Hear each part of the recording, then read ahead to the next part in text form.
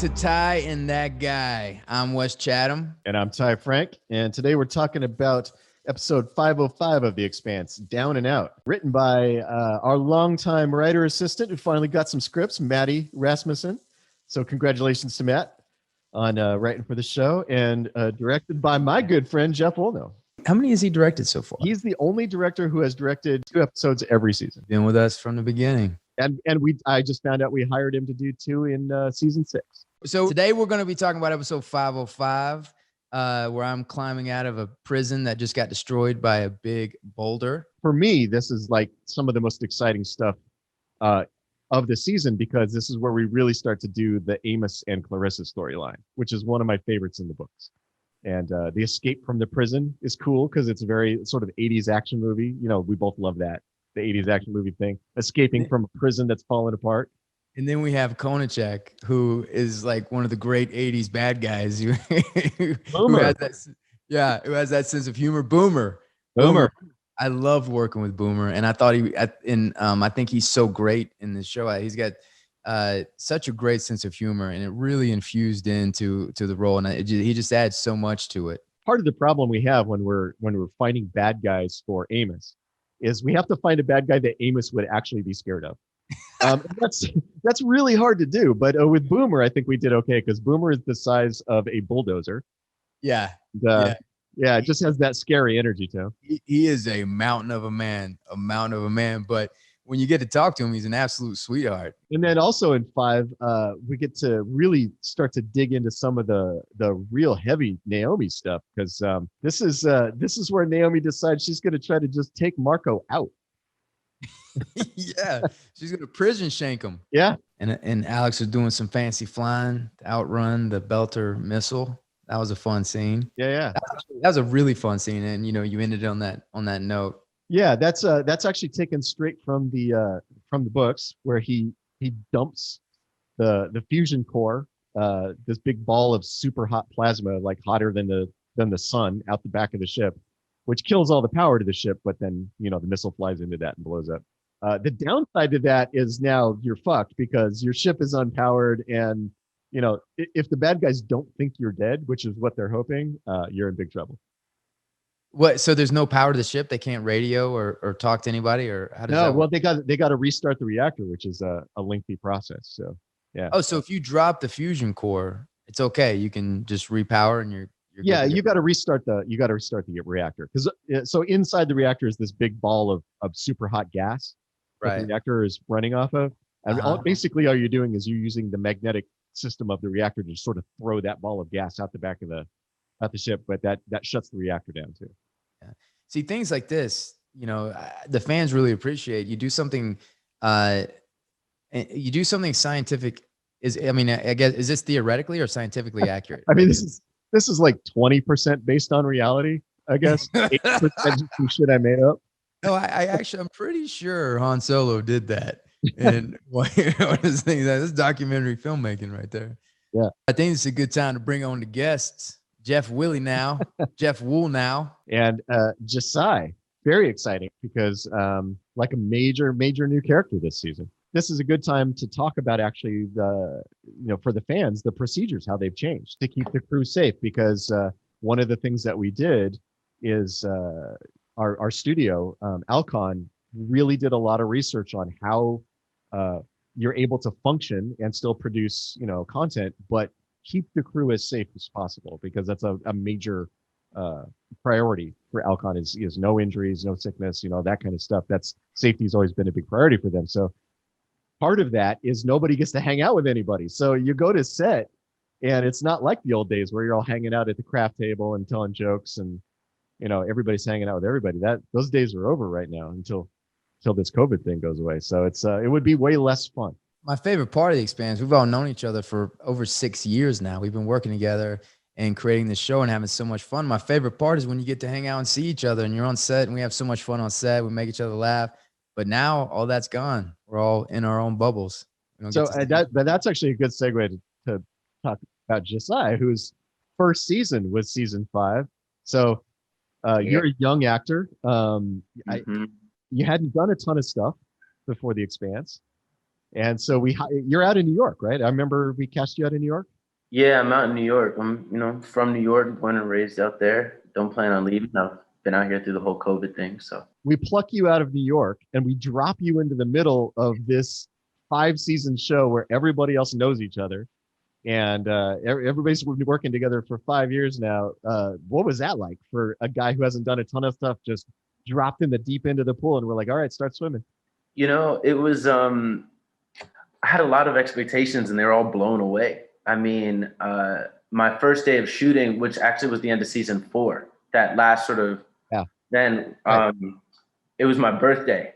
I was shooting the first day on my birthday, and I remember Dom. She came out with this huge cake. And everyone was singing happy birthday to me on the set. So immediately I just felt welcomed into this giant family. Yeah. And it just kind of took off from there. Well, you had no bigger ally on our show than Dom. She fell in love with you immediately. He said, he looks like my kid, and just took you under her wing. And like if anybody had messed with you, I think Dom would have just killed him. So you were pretty safe on our set. Oh yeah, I felt that. It's for sure. I've actually came on to a show before, later seasons, and I did find it interesting. I came onto a show and they were together for almost 5 seasons by the time I got there, and then I came on as a series regular, and it is that kind of feeling where you come on and it's this family that's kind of foreign, and this the way that they know each other, their characters, and they hang out, and so I understand that feeling coming in, and but hopefully we welcomed you and you felt warm and had a good time coming in to hang out with us. Yeah, totally. And that just makes it so much easier to do the work too. When you're happy to walk onto set each day and see the people, everybody, it's just, what an amazing, it's a gift. Because I've heard stories where that's not the case. So it's a gift. We did luck out because it turned out you were actually good at this.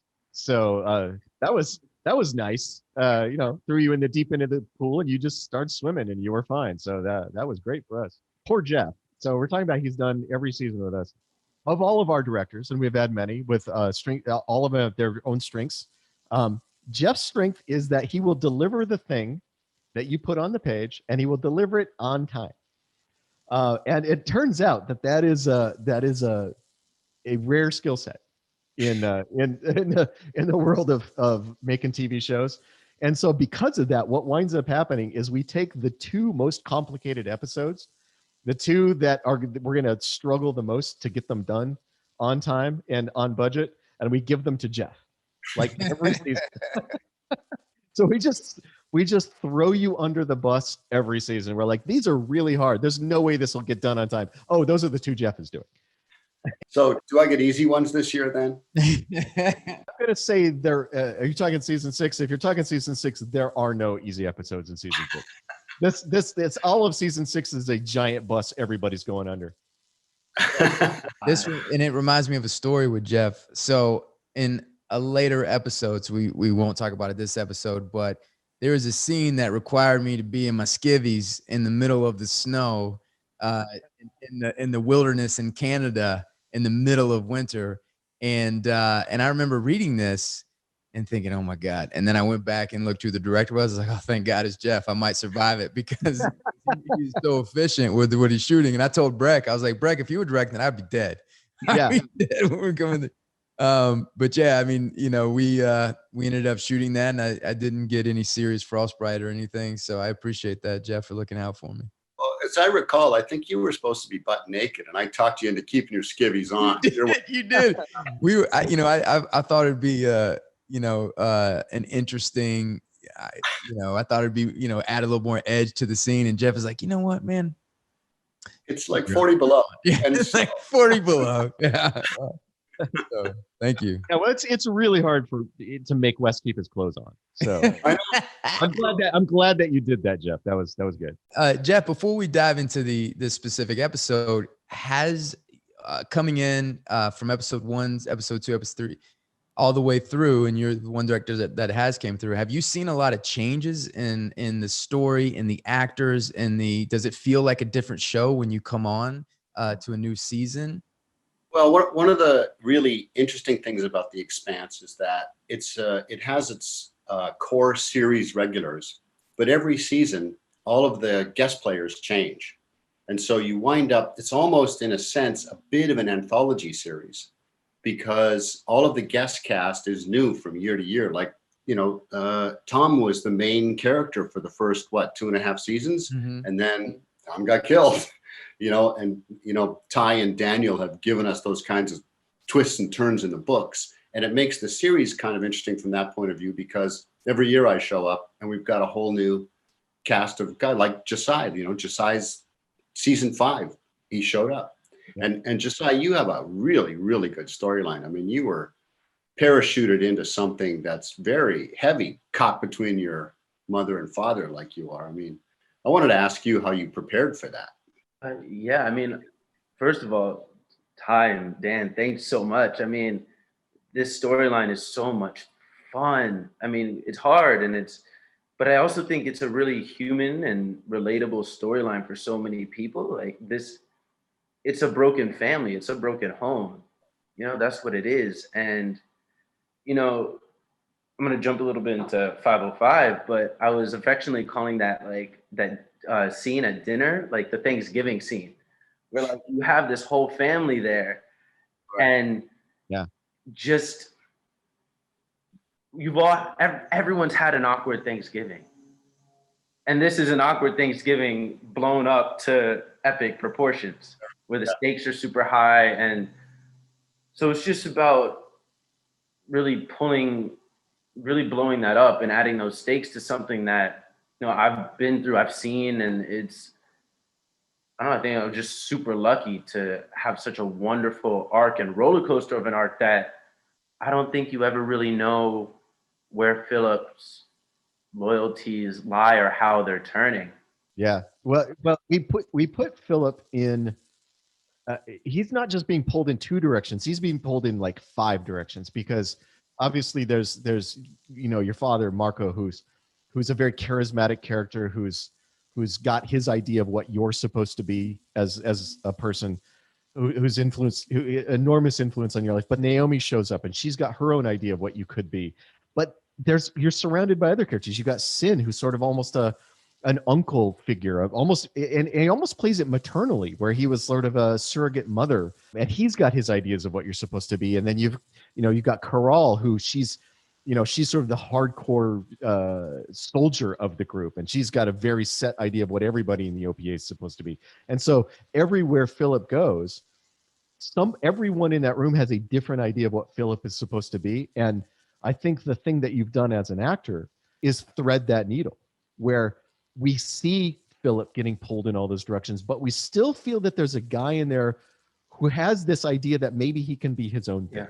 And that's a really tricky thing to play. We put a lot, for a young actor, we put a lot on your shoulders very early on. And it was very impressive to watch you sort of navigate all that. You got someone like Jeff directing an episode, and things become easy, and like such a wonderful team. It just goes back to the environment of set from the crew. I mean, to be able to do some of the scenes, you want to feel really safe and you want to feel really comfortable in your own skin as an actor, to be able to play all of these awkward moments as a character, these intense moments as a character. And when you're in an environment that just facilitates that, it just makes the work so much easier. It just makes it play rather than work. I mean, working with Brent and Olenike and just talking to them, having not done so much like film and TV, like I'm a theater guy, coming up in the theater, and then being able to like sort of pick their brains and have these conversations with them, the people who have these longer careers on sets, that added to, I think, the dynamic on screen, even if it's just looks. We don't have long scenes together, just a look from them. And Coral, she pats me on the chest at a point in 505. Yeah. And there's so much history was in that between us.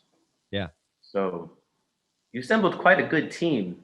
That leads me to my other question, because I did have one other question for the two of you, which is I would say that the Pella may be our most impressive set of this season. As a director and as an actor, how much does it help to have an entirely real set that is that large and that impressive to work in? I'm curious in the director's point of view too, but as a performer, how much does it help your performance to actually be in the physical space that you're supposed to be in, that it's all real, that it's there around you?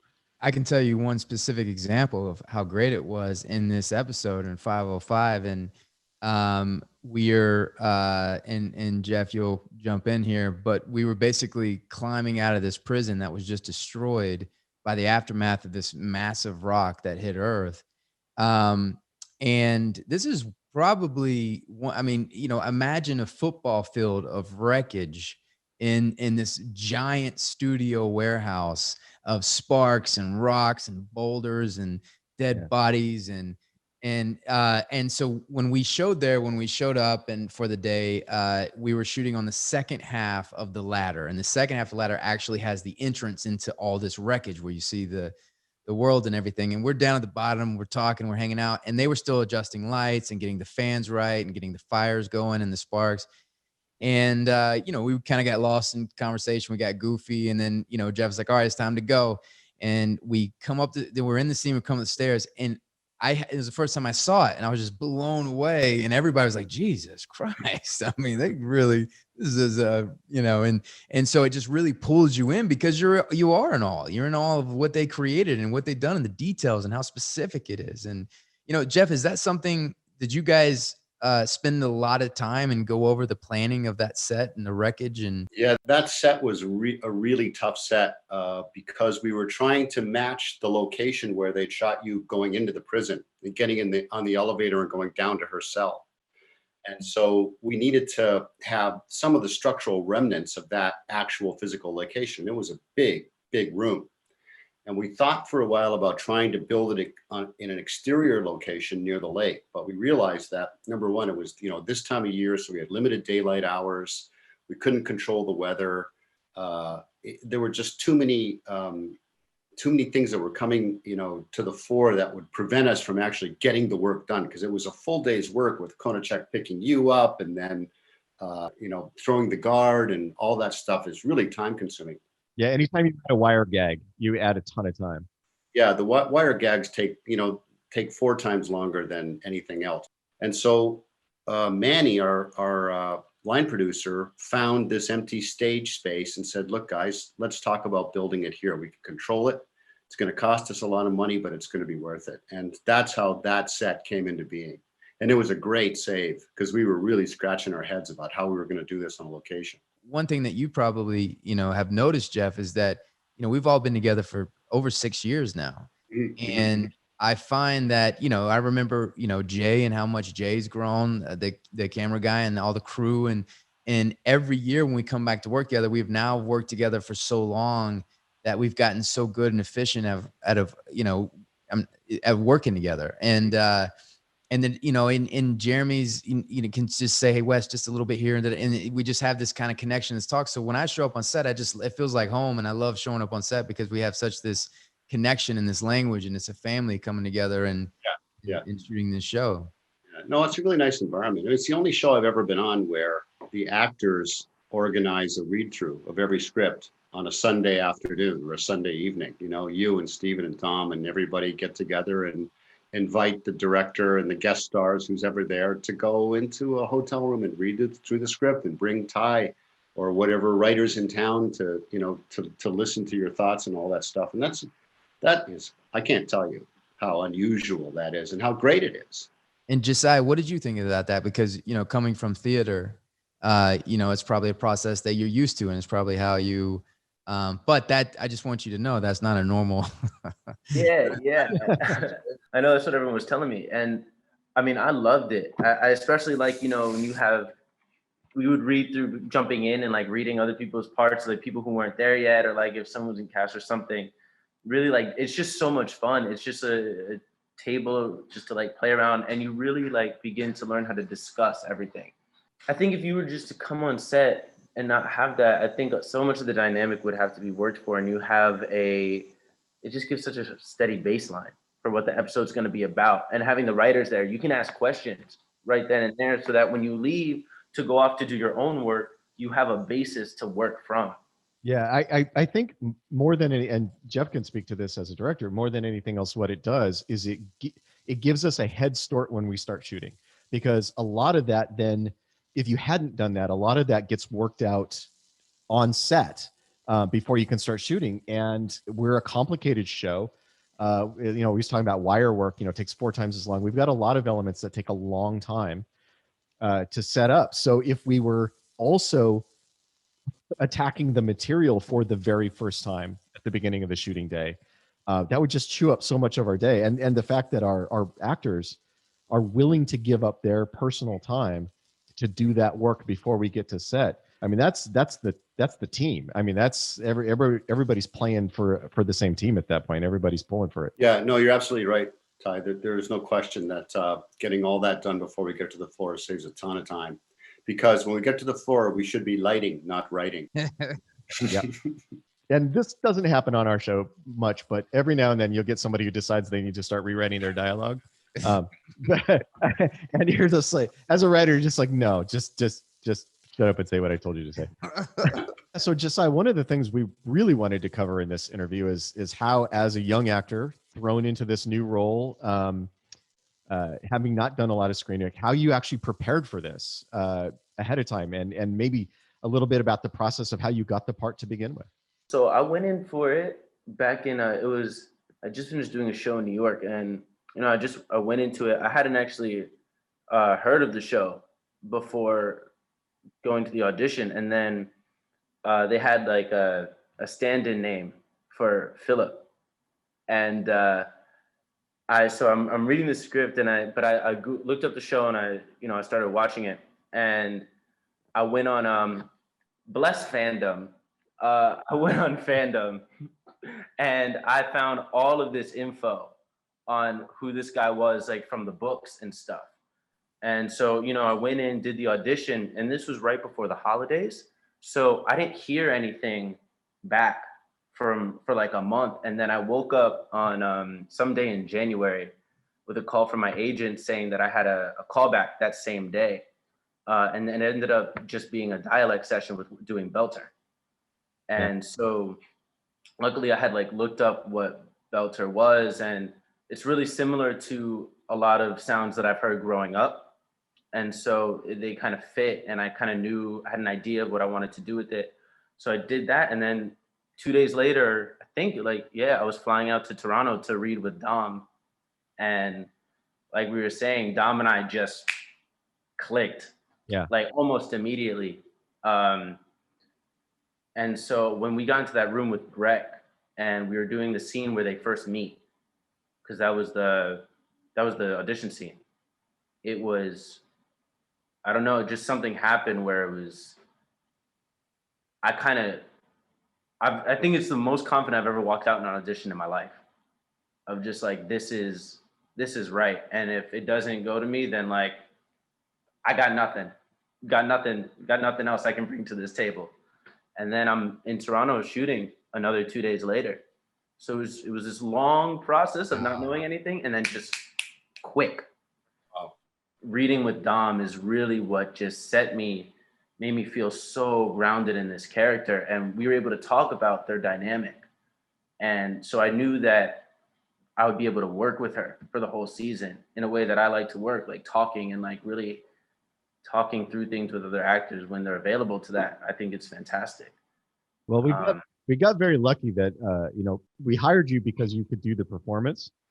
Mm-hmm. But we got very lucky that you look like the child of Dom and Keon. Yeah, like that. Like, what an amazing coincidence that is.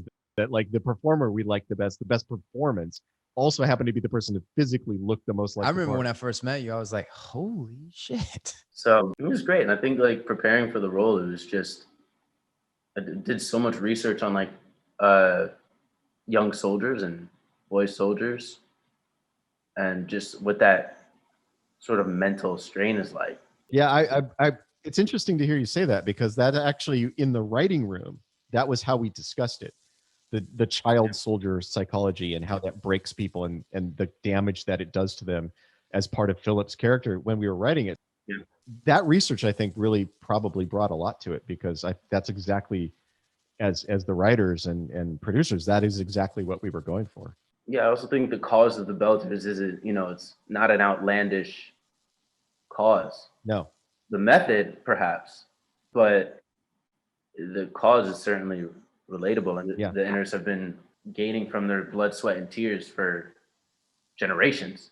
Well, that is one of our mandates in the writers' room is everybody should have a point of view. Everybody should have a perspective that makes sense. Yeah, I mean, Keon's speech in 505. Ooh, just finished watching it, and it's like, I was ready. I remember when we were shooting that, and I'm standing on the side, and I was ready to go to war for Keon. I was like, you just tell me what to do, I'll follow you. But listen, guys, this has been a lot of fun, and I really appreciate you joining us. Jeff, I look forward to seeing you going into season 6. I'll see you on the video call. Wait, so you're not coming at all? Probably not. Are you going to be on?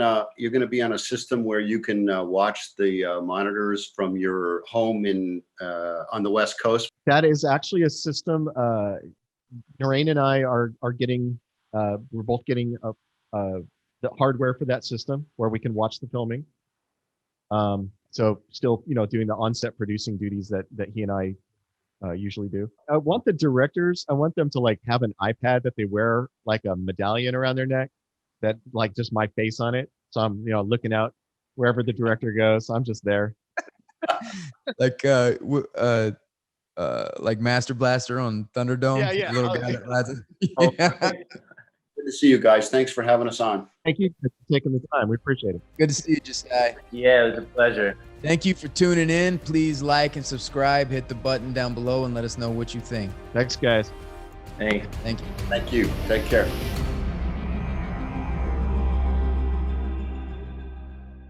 Look at this. This is what it's like working on a studio.